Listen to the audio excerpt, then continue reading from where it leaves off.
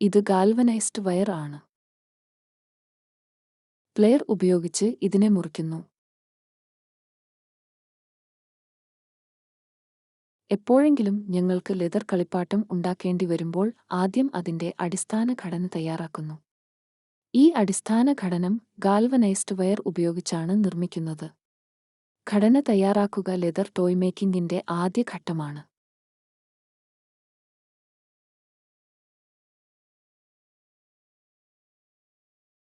നിങ്ങൾക്ക് ഏത് ആകൃതി ഉണ്ടാക്കേണ്ടിയിരുന്നാലും അതനുസരിച്ച് വയർ കൈയോ പ്ലെയറിന്റെ സഹായത്തോടെയോ വളച്ച് ഈ ഘടന തയ്യാറാക്കുന്നു. ഇവിടെ ആർട്ടിസൻ ഒരു മൃഗത്തിന്റെ ഘടന തയ്യാറാക്കുന്നു.